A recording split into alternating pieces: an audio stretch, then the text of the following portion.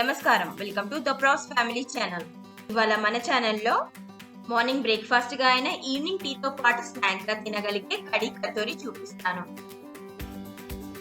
కడీ చావాలంటే కూడా ఇదే కడీలో కాస్త కారపొడి వేసుకొని కుక్ చేసుకొని అన్నంతో పాటు తినడమే. బాస్మతి రైస్ తో తింటే చాలా బాగుంటుంది టేస్ట్. పెసరపప్పుని ఒక 2 నుంచి 3 గంటల వరకు నానబెట్టుకోవాలి.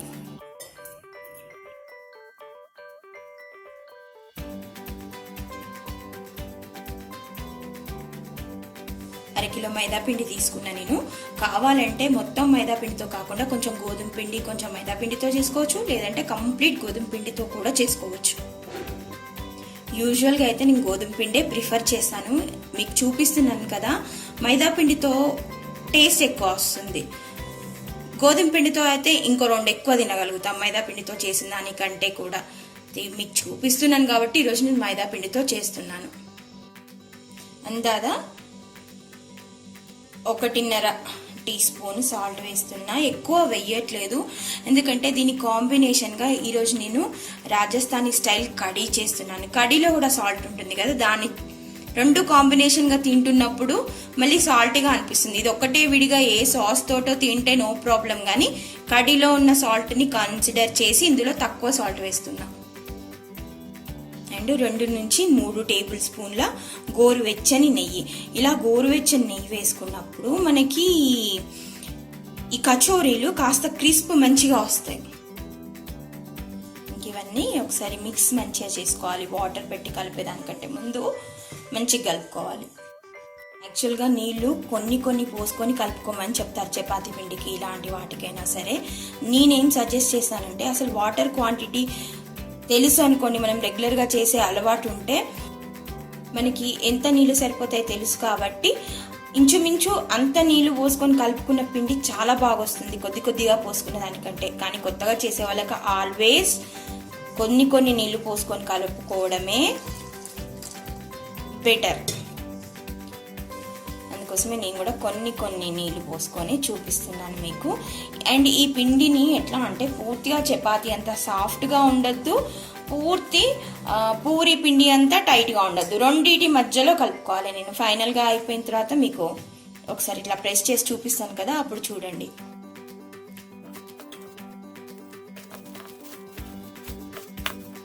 ఇప్పుడు నేను కలుపుతున్న పిండిలో తడి ఉంది, ఇంకా ఇప్పుడే నీళ్ళు పోయాలని చూడొద్దు. చూడండి, ఇలా కలుపుకుంటున్నప్పుడు ఈ పక్కన పొడి పిండి కనబడుతుంది కదా, ఇలా కనబడుతుందని చెప్పేసి వెంటనే నీళ్లు పోయొద్దు. వీలైనంత వరకు ఏం చేయాలంటే పక్కనున్న పొడి పిండిని దీంట్లో కనేసుకోవాలి, ఇట్లా అద్దేసుకోవాలి దీంతో. ఈ తడిపిండి కదా ఇది. ఎప్పుడైతే ఈ తడిపిండి పక్కన పొడి పిండిని తీసుకోవట్లేదు అనిపించింది అనుకోండి, అంటే దగ్గరికి వచ్చిన తర్వాత నేను చెప్పేది, అప్పుడు కొంచెం నీళ్ళు యాడ్ చేసుకోవాలి. ఫస్ట్లో కొన్ని మనం సేఫ్గా చేసుకుంటాం కాబట్టి అప్పుడు నో ప్రాబ్లం. కానీ ఇలా దగ్గరకు వస్తుంది అని అనిపించినప్పుడు మాత్రం తొందరపడి నీళ్లు పోసుకోవద్దు. చూస్తూ ఉండండి వీలైనంత వరకు. ఇప్పుడు నేను వెనక సీర వచ్చిన తర్వాత నీళ్లు పోయకుండానే ఈ పక్కనున్న పిండి ఇందులోకి వచ్చేస్తుంది నెమ్మదిగా. ఇదంతా కలపడం మొత్తం మీకు అలవాటు ఉంది అనుకోండి, అబ్బా ఇదంతా కలపడం మొత్తం చూడాలా అని అనుకుంటే కొంచెం ఫార్వర్డ్ చేసుకొని చూసేయండి వీడియో.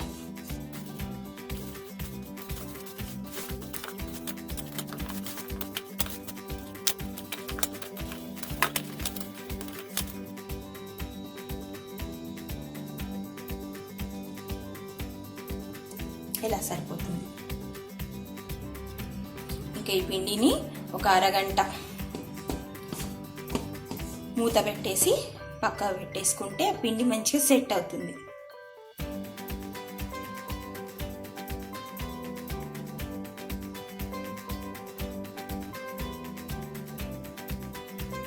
కడికి చేసుకునే పోపులో మనం కావాలంటే ధనియాలు, సోంపుని యాస్టీస్గా వేసుకోవచ్చు.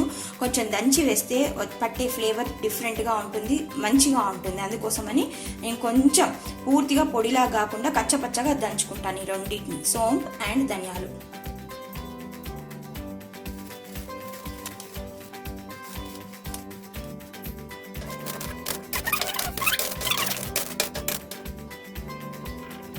చూడండి అన్ని హాఫ్ బ్రేక్ అయి ఉన్నాయి. మెంతులను మాత్రం పోపులో వేసుకుంటే అయితే డైరెక్ట్ మెంతులుగా వేసుకోండి, లేదంటే మెంతి పొడి చేసి పెట్టుకుంది వేసుకోండి. దీన్ని మాత్రం కచ్చపచ్చగా దంచాలని ట్రై చేయొద్దు. 1 టేబుల్ స్పూన్ ఆయిల్. యూజువల్గా రాజస్థానీ స్టైల్ కడీలో వాళ్ళు మనలాగా ఆవాలు వేసుకోరు, రాయి అంటారు, దాన్ని తెలుగులో ఏమంటారు నాకు ఎగ్జాక్ట్ తెలియదు, కొంచెం రెడ్డిష్ ఉంటుంది, అది వేసుకుంటారు.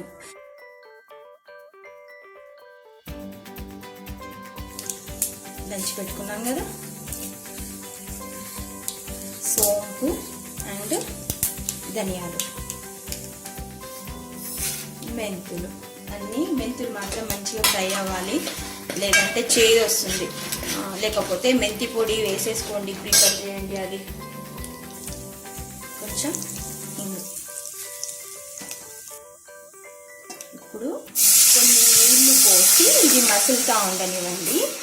ఇంతలో మనము ఆ శనగపిండిలో మధ్య కలిపి కడి కోసం చేసుకుంటారు కదా, అది రెడీ చేసుకుందాం. ఇది నేను ఈ గరిటెతోటి 4 స్పూన్ల పెరుగు తీసుకున్నాను. దీనికి ఒక 2 టేబుల్ స్పూన్ల శనగపిండి. ఇప్పుడు దీన్ని ఉండలు లేకుండా మంచిగా కలుపుకోవాలి. ఇంతకుముందు స్టవ్ మీద ఒక 1/2 లీటర్ నీళ్ళు తీసుకున్నాను కదా, ఇప్పుడు మళ్ళీ 1 లీటర్ నీళ్ళు తీసుకుంటాను.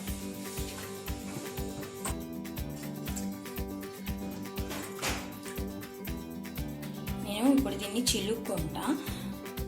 ముందే కావాలంటే ఇలా చిలుక్కుంటున్నాను కాబట్టి ఇప్పుడు వేసుకున్నాను, లేదంటే స్టవ్ మీద వేసుకున్నా no problem. I mean stove మీద పెట్టినప్పుడు.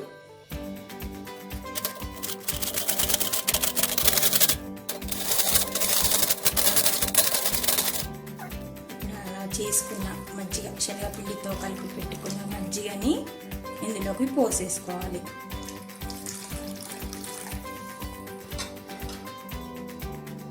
పసుపు ఇలా వేసుకున్నా పర్వాలేదు, పోపు పెట్టినప్పుడు వేసుకున్నా పర్వాలేదు. దీన్ని ఫస్ట్ కాసేపు శనగపిండి ముద్దల లెక్క దగ్గరికి రాకుండా ఉండడానికి ఈ మజ్జిగ కూడా ఇప్పుడే హీట్ అవ్వడం మొదలవుతుంది కదా, మధ్యలో కూడా విరుగుడు రాకుండా ఉండడానికి ఒక ఉడుకు వచ్చే వరకు కంటిన్యూస్గా కలుపుకుంటూ ఉండాలి. అంటే ఆ మజ్జిగ విరిగొద్దని చెప్పి సిమ్లో పెట్టి కలుపుకోవడం కానీ, కొంచెం గోరువెచ్చగా అయిన తర్వాత మంట మీడియంలో పెట్టుకొని ఇంకా కలుపుకుంటూ ఉండొచ్చు కాసేపు, అది కూడా ఒక ఉడికొచ్చే వరకు. సాల్ట్ నేను టేస్ట్ చూసుకుంటే నాకు ఇంకొంచెం పడుతుంది అనిపించింది, సో ఇంకొక టీ స్పూన్ వేసుకున్నా. ఇప్పుడు ఈ స్టేజ్లో ఇంకా కలుపుకుంటూ ఉండాలని అయితే ఏం లేదు, కానీ మధ్య మధ్యలో మాత్రం ఒక్కసారి కలుపుకోవాలి, అలా అయితే అడుగంటకుండా ఉంటుంది. నేను ఇంకా పక్కకు పెట్టేసి ఇది సిమ్లో పెట్టేసుకొని నేను కచోరీ స్టఫ్ చూపించాలి కదా, ఆ స్టఫ్ ప్రాసెస్ చేసుకుంటున్నా. యాక్చువల్గా నేను నిన్న కచోరీ చేద్దామని చెప్పేసి పప్పు నానేసాను, ఇంకా నాకు టైం దొరకలేదు చేయడానికి. అందుకోసం నేను ఏం చేశాను, 3 to 4 అవర్స్ నానితే సరిపోతుందన్నాను కదా, అయినా సరే నేను ఆ నీళ్ళతోటి అట్లాగే ఆ నీళ్లు ఉంచే నేను ఫ్రిడ్జ్లో పెట్టుకున్నాను. ఇప్పుడు పొద్దున్న లేచిన తర్వాత అది ఫ్రిడ్జ్లోంచి తీసి నీళ్లు వడగట్టి పెట్టేసుకున్నా. స్పెసిఫిక్గా చెప్పడానికి కారణం ఏంటంటే, ఎప్పుడైనా మనం ఏమనుకుంటాం, పప్పు ఖరాబ్ అవుతుందేమో అని ఫీల్ అవుతాం. ఇవాళ రేపు ఏముంది, ఫ్రిడ్జ్లో అలవాటైనాయి. ఫ్రిడ్జ్లో అలవాటు లేకపోతే వేరు, కానీ ఫ్రిడ్జ్లో అలవాటు అయినప్పుడు పాడైతుందని ఫీల్ అవ్వకుండా ఫ్రిడ్జ్లో పెట్టుకొని నెక్స్ట్ డే కూడా పని చేసుకోవచ్చు. ఇది మిక్సీ జార్లో ఇప్పుడు పూర్తిగా పేస్ట్ లాగా చేసుకోవద్దు, కచ్చా పచ్చాగా ఉండాలి. అంటే ఒక ముక్కలాగా, మనం పెసరపప్పు గారెలు చేసుకుంటే ఒకలాగా చేసుకుంటాం కదా, పూర్తిగా పేస్ట్ లాగా కాకుండా కొంచెం ముక్క ముక్క తగిలేటట్టు అలాగా. ఇది ఇంకొక చిన్న బ్రేక్ రావాలి, ఇలా ఒక్క ముక్క చేసుకోవాలి. చూడండి, ఇలా మిక్సీ బ్లేడ్ హైట్ వరకే వేసుకోవాలి, మరీ ఎక్కువ హైట్ వేసుకుంటే కిందదంతా పేస్ట్ అవుతుంది. మీరు ఎంత కలిపినా సరే బాటంలోది పేస్ట్ ఎక్కువగా అయిపోతుంది, అందుకోసమని ఇలా వేసుకోవాలి. కొన్ని మనం మంచిగా వడగట్టుకోవాలి, నీళ్లు లేకుండా. నీళ్లు ఉంటే మళ్ళీ కొంచెం ఎక్కువ పేస్ట్ లాగా అవుతుంది. యూజువల్గా వాళ్ళు రాజస్థానీ స్టైల్ కానీ నార్త్ ఇండియన్ స్టైల్ ఏని కడి, వాళ్ళు పంజాబీ స్టైల్ కడి అంటే ఏం లేదు, పోపులో సర్సోంకా తేల్ అంటే ఆవ నూనె వాడతారు. ఎవరు ఏ స్టైల్ చేసినా కూడా అలా ఒక గంట సేపు కుక్ చేస్తే దాంట్లో ఫ్లేవర్స్ అన్ని బాగా వచ్చేసి ఆ blending mixture what ever it is taste మాత్రం బాగుంటుంది. ఈరోజు నేనైతే గంట సేపు ఉంచలేదు, కానీ చూడండి ఇలా బాయిల్ వచ్చే వరకు ఉంచినా సరిపోతుంది. నేను వాళ్ళలాగా ఒక గంట సేపు ఉంచుకున్నా పర్వాలేదు. కొంచెం కొత్తిమీర జస్ట్ ఏదో ప్రతి దాంట్లో వేస్తానని కాదు, వాళ్ళైతే ఖచ్చితంగా కడీలో కొత్తిమీర వేస్తారు. మామూలుగా అయితే ఇటు ఒక దిక్కు కడియును అటు దిక్కు పెసరపప్పు ప్రాసెస్ ప్యారల్ గా అయిపోతుంది. కానీ ఇప్పుడు నేను వీడియో చేయాలంటే కొంచెం నెమ్మదిగా కరెక్ట్ స్టేజ్ వైజ్ చూపించాలి కాబట్టి నాకు కడి అయిపోయేసరికి ఇంకా పెసరపప్పుది ఇంకా నేను స్టవ్ మీదకే పెట్టుకోలేదు, లేదంటే ప్యారల్ గా పని అయిపోతుంది.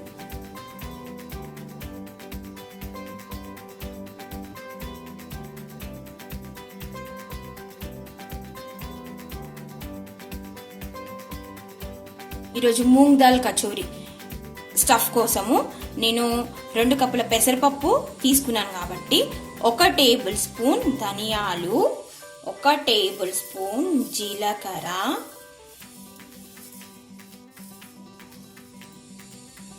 1 టేబుల్ స్పూన్ సోంపు వేసి వీటిని కూడా కచ్చా పచ్చాగా దంచుకుంటున్నాను.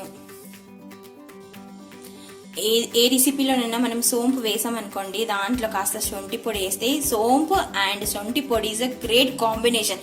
మీరు గ్రేవీ కర్రీస్ కానీ ఇంకెనీ కర్రీస్ కానీ మనము పూరీకి రోటీకి పిట్లా చేసుకుంటాం కదా, అందులో కూడా ఒకవేళ సోంపు ఫ్లేవర్ నచ్చింది అనుకోండి, సోంపు ఫ్లేవర్తో పాటు శొంఠి వేసుకుంటే ఇట్స్ అ సూపర్ కాంబినేషన్. మళ్ళీ వీటిని కూడా కచ్చా పచ్చాగా దంచుకోవడమే. వీటిని నేను కచ్చపచ్చగా దంచుకుంటుంటే ఆ ఫ్లేవర్ ఈ ధనియాలు సోంపు జీలకర్ర కలిసింది కదా, ఒక మంచి స్మెల్ వస్తుంది నాకు. ఆ స్మెల్ని ఆస్వాదించుకుంటూ ఆ రుచిని ఊహించుకుంటూ చేస్తుంటే today I'm going to do a great recipe. ఇది చూస్తుంటే ధనియాల లెక్క సోంపు విరగట్లేదు అని అనిపిస్తుంది కదా, సోంపును జీలకర్ర విరగక్కర్లే, అవి కాస్త ప్రెస్ అయితే అందులో ఒకలాంటి క్రష్ వచ్చేస్తుంది, అంటే ఒక చిన్న విరుగుడు వస్తుంది. 2 టేబుల్ స్పూన్ ఆయిల్, పెసరపప్పు కదా ఆయిల్ మంచిగానే పడుతుంది. ఏ పప్పులకైనా ఆయిల్ ఎక్కువ పడుతుంది, అది ఫార్ములా. ఆయిల్ వేడైన తర్వాత ఇంతకుముందు మనము కాస్త కచ్చాపచ్చగా దంచి పెట్టుకున్న ధనియాలు జీలకర్ర, నేను అన్ని కలిపే వేసుకున్నా, ఊరికే పేరు చెప్తున్నా, ధనియాలు జీలకర్ర సోంపు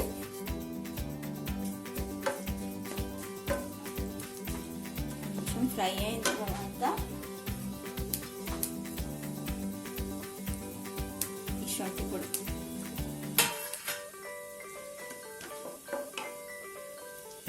ఆమ్చూర్ ఫ్రై అవ్వాలి. కొంతమంది గరం మసాలా కూడా వేసుకుంటారు, కానీ I'm not interested, so garam masala వేయట్లేదు.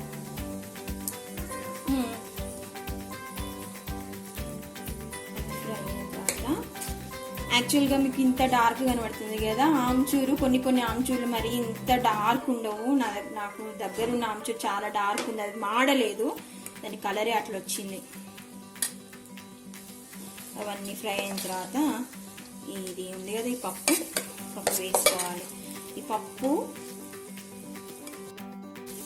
యాక్చువల్గా ఈ పప్పు మనం చేసుకున్న తర్వాత అబ్బా స్టిక్కీగా ఉందబ్బా, ఇంకొంచెం ఆయిల్ వేస్తాను నేను,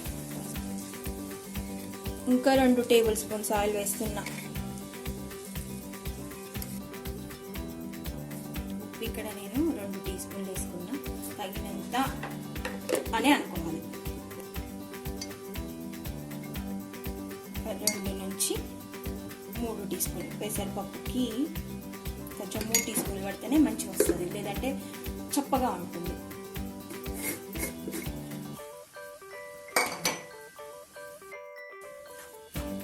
మంచిగా కలిపేసుకొని కొంచెం ఒక ఆమ్చూర్ పులుపు ఉంది కదా, కొంచెం స్వీట్ పడితే బాగుంటుంది. స్వీట్ ఇష్టం లేదు అంటే మాకి నేను ఎప్పుడు చెప్పేది అదే, స్వీట్ ఇష్టం లేకపోతే మానేసేయండి. కానీ ఆ పులుపుకి 1 టీ స్పూన్ షుగర్. కొంతమందికి వాళ్ళకి ఆమ్చూరు పడదు. అలాంటి వాళ్ళు ఏం చేయాలంటే ఆమ్చూర్ ప్లేస్లో మనము పులిహోర కోసం తీసుకునే చింతపండు గుజ్జు ఉంటుంది కదా, అది కొంచెం వేసుకుంటే సరిపోతుంది. లేదంటే ఒక చిన్న నిమ్మకాయ జ్యూస్, కొంచెం నిమ్మకాయ, 1 టీ స్పూన్ 2 టీ స్పూన్ల నిమ్మకాయ జ్యూస్ తోటి చేసుకున్నా నో ప్రాబ్లం. అది కూడా ఒకలాంటి పులుపు రావాలి అనుకుంటే ఇవన్నీ, లేదు అంటే అది కూడా అక్కర్లేదు. నేను ఇప్పుడు ఏం చేస్తున్నా, రాజస్థానీ స్టైల్ కచోరీ చేస్తున్నా కాబట్టి ఆమ్చూరు వేసిన. ఇక మిగిలిన అన్ని ఆల్టర్నేటివ్స్ మన ఇష్టం వచ్చిన కాంబినేషన్. మనకి ఇక్కడ సౌత్లో బ్రేక్ఫాస్ట్ అంటే బయటికి వెళ్తే మనకి ఇడ్లీ బండి, దోశ, వడలు ఇవి దొరుకుతాయి కదా, బోండాలు ఇట్లాంటివి. అక్కడ బయటికి వెళ్ళాం అనుకోండి బ్రేక్ఫాస్ట్ కోసం ఏమైనా తినాలంటే మేజర్గా మనకి కచోరీనే ఎక్కువ దొరుకుతుంది. లేదంటే ఈ పోహా ఏంటి మనము అటుకులు పోపు వేసుకుంటాం కదా, అటుకుల ఉప్మా అని, అది పోహా కనబడుతుంది. కాకపోతే వాళ్ళు ఏం చేస్తారంటే బండి మీద మంచిగా ఫుల్ మసులుతున్న వేడి నీళ్ళ మీద అట్లా పెట్టేస్తే కింద స్టీమ్ నుంచి ఒకలాంటి సాఫ్ట్ టెక్స్చర్ ఉంటుంది. ఇంట్లో చేసుకుంటే మనకు అంత సాఫ్ట్గా రాదు. మన దగ్గర కూడా పోహా అట్లనే చేస్తారనుకుంటా బయట బండి మీద కనుక చేస్తే. కానీ బండి మీద మన దగ్గర పోహా కనబడడం కష్టం. ఇంకా పంజాబ్ వాళ్ళ కుల్చా కూడా ఎక్కువ కనబడుతుంది. మనం దాబాలో తింటాం కదా కుల్చా, ఈ కుల్చా వేరు, పంజాబీ స్టైల్ కుల్చా వేరు. నేను కుదిరితే అది కూడా చేస్తాను. నేను కంప్లీట్ రెసిపీ చేయలేను కానీ ఆ కుల్చా బేస్ దొరుకుతుంది. అది ఎంత సింపుల్ అంటే ఇట్లా తెచ్చేసుకొని స్టవ్ మీద ఒకసారి ఇటు అటు హీట్ చేసుకున్నామంటే చాలా సాఫ్ట్గా వచ్చేస్తుంది. నేను అది ఇంకోసారి చూపిస్తాను మీకు. చూడండి, ఇది మంచిగా ఫ్రై అయిపోయిందని ఇండికేషన్. ఇలా అంటే జరిగిపోతుంది. చూడండి, ఫస్ట్ ఏమో పెసరపప్పు నేను వెయ్యగానే ఇలా ఇలా ఇలా అన్న అక్కడే అతుక్కుపోతుంది కానీ జరగలేదు. అప్పుడు జరగమన్నా జరగలేదు. ఇప్పుడు ఈజీగా అలా అలా పక్కకి వెళ్ళిపోతుంది. చూడండి, ఇలా అంటే వెళ్ళిపోతుంది. బాటిల్లో అసలు ఏమైనా కనిపిస్తుందా?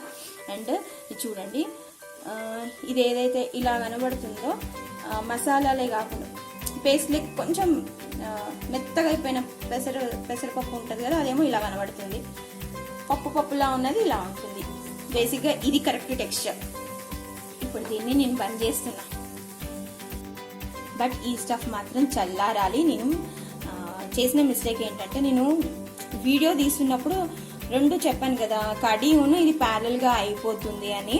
మామూలుగా వీడియో వల్ల నాకు ఏమైందంటే స్లో అయిపోయి ఇది లేట్ అయిపోయింది. ఇప్పుడు నేను పిండి నాకు రెడీగా ఉన్నా సరే ఇది చల్లారే వరకు ఆగాల్సిందే. కాబట్టి మీరు ఒకవేళ చేసి పప్పు పని ముందు చేసుకోండి, తర్వాత కడి చేసుకోండి, పిండి మాత్రం ముందే కలిపేసుకోండి. నేను 1/2 అవర్ పక్క పెట్టుకోవాలని చెప్పినా అని నా పనులన్నీ అయ్యేసరికి మంచిగానే టైం పట్టింది. 1 గంట పైన పట్టింది. చెప్పాను కదా వీడియో తీస్తున్నాను కాబట్టి ఎక్కువ టైం. సరే, ఇప్పుడు దీన్ని మనం స్టఫ్ ఎలా చేసుకోవాలో చూపిస్తాను. కావాలంటే వీటిని ముందు కొంచెం ఉల్లెలు చేసి పెట్టుకోండి. నేను ఇప్పుడు ఉల్లెలు చేసి అదంతా చూపించి అంత లేదంటే ఇక పని చేస్తుంటే టైం ఎక్కువ పడుతుందని అంతే. ఇగో ఇట్లా స్ప్రెడ్ చేసుకోండి. ఇట్లా రాలేదనుకోండి, ఏమున్నది మంచిగా లాటించుకోవాలి. కొంచెం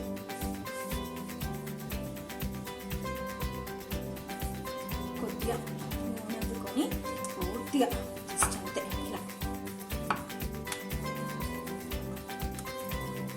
వేస్తాం కదా. ఇప్పుడు మాత్రం కొంచెం ఇట్లాంటి ఈజీగా వస్తుంది. దీంట్లో ఇలా చేయితో తీసుకున్నా, మీకు ఏది కన్వీనియంట్ ఉంటే అది చేయితోటో లేకపోతే స్పూన్ తోటో స్టఫ్ చేసుకోండి.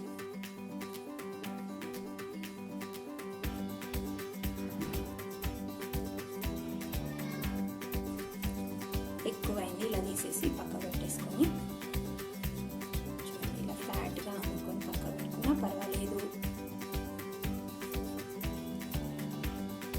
చూడండి, ఇలా ఫ్లాట్గా చేయి మీద తిప్పేసాను. ఇది గుంజేయడమే సాగిపోతుంది. చూడండి, వేసుకొని మరీ ఎక్కువ స్టఫ్ పెట్టుకుంటే మనకు రోటీ కన్నా కొంచెం స్టఫ్ పైకి వస్తే మెయింటైన్ చేయొచ్చు పరాటా. కానీ ఇది ఆయిల్లో ఓపెన్ అయిపోతే అంత మంచిగా అనిపించదు. కాబట్టి కొంచెం స్టఫ్ మరీ ఎక్కువ పెట్టుకోకండి. మామూలుగా పెట్టేసుకొని ఇలా అయినా ఏం లేదు, కొంచెం ఇలా లిటిల్గా ప్రెస్ చేయడం అంతే. దీని చపాతీ లెక్క ప్రెస్ అయిపోతుంది. అంటే పిండి అంతా ఒక్క చోట ముద్దలా ఉండకుండా పిండి సెట్ అవుతుంది. సరే, ఇందా కొద్దిగా చేతులు ప్రెస్ చేసినారా, దాన్ని ఇట్లా కొంచెం. ఓ, ఇది మరీ పెద్దగా వచ్చింది. ఈ సైజ్ చాలు. కచోరీ ఇంత పెద్దగా చేసుకోండి.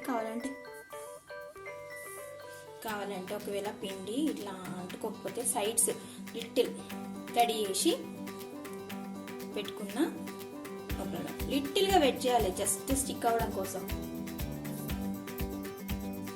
దీనికి మనకు ఆయిల్ ఎక్కువ హీట్ అవ్వక్కర్లేదు, కొంచెం గోరువెచ్చగా అయిన తర్వాత వేసేసుకోవడమే. కొంచెం టైం పడుతుంది దీనికి. చూడండి ఎలా వస్తున్నాయి బుడగలు.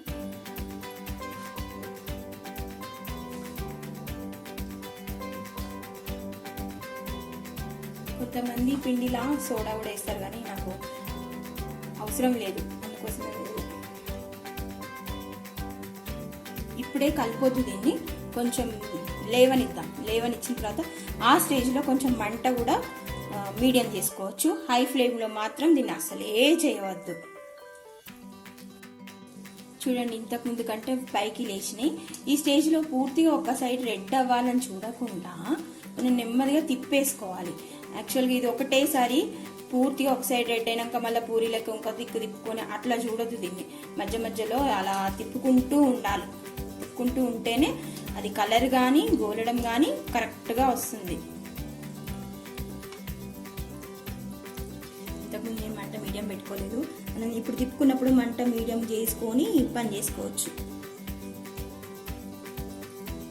ఇప్పుడు ఇదంతా ప్రాసెస్ మనం ఇంకా మీడియం మంట మీద చేసేసుకోవచ్చు.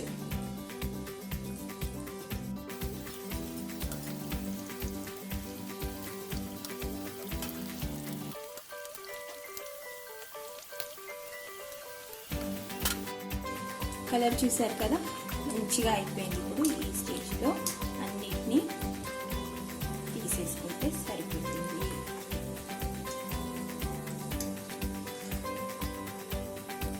ఒకసారి తీయడం రాకపోతే ఒక్కొక్కటి తీసుకున్నా, నో ప్రాబ్లం. ఇప్పుడు సెకండ్ ట్రిప్ వేసాను కదా, మంట లేదు, బంద్ చేశాను మొత్తానికి. ఫస్ట్ ట్రిప్ నేను తీసేసుకునేటప్పుడే మంట బంద్ చేసి తీసుకున్నాను. ఇప్పుడు అందులో ఉన్న హీట్ తోటే చేస్తున్నా. ఒకవేళ హీట్ తగ్గింది అని అనిపించినప్పుడు మళ్ళీ స్టవ్ ముట్టించుకుంటే అయిపోతుంది. ఇప్పటికి కూడా నేను ఇంకా తిప్పుతున్నా, చూడండి. తిప్పుతున్నా కూడా నేను ఇంకా స్టవ్ ముట్టియలేదు. నేను మళ్ళీ ఆ వేడి మీదనే చేస్తున్నా. చూడండి, నో ఫ్లేమ్. ఇది కడితోటి తినాలంటే చూడండి, వాళ్ళైతే ఇట్లా డైరెక్ట్ వేసి పైన కడి వేస్తారు, కట్ చేసుకొని తినాల్సి వస్తుంది. కానీ ఎట్లా కట్ చేసుకోవాలి కాబట్టి నేను ముందే మనకి ఈజీగా ఉండడం కోసం ముక్కలు వేసి ఇందులో ఇలా కడి వేసి ఇస్తారు. వేడి మీద కొంచెం నోరు. దీన్ని ఇలా కూడా సర్వ్ చేసుకోవచ్చు, ఇంకోలాగా సర్వింగ్ కూడా చేసి చూపిస్తాను మీకు.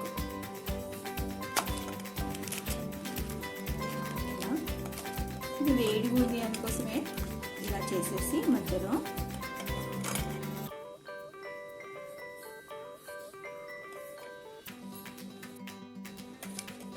ఇలా చేసేసి దీని మీద పచ్చి ఉల్లిగడ్డ, సేవ్, ఇంకా గ్రీన్ చట్నీలు, స్వీట్ చట్నీస్ అలా అయితే మన దగ్గర రకరకాలుగా వేసి ఇస్తారు కదా, వాళ్ళైతే ఇలా రంధ్రం చేసి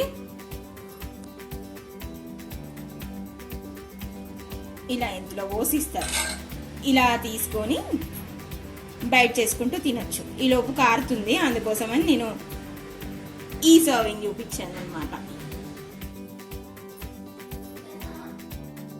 ఇలాంటి స్నాక్ ఐటమ్స్ మనం చేసుకొని తినాలంటే చాలా టైం పడుతుంది. అలాంటప్పుడు లేదా అప్పుడప్పుడు బయట నుంచి తెచ్చుకొని తింటే పర్వాలేదు, కానీ బయట నుంచి తెచ్చుకున్నవైతే మనం తినగానే కాసేపటికి హెవీగా అనిపిస్తుంది.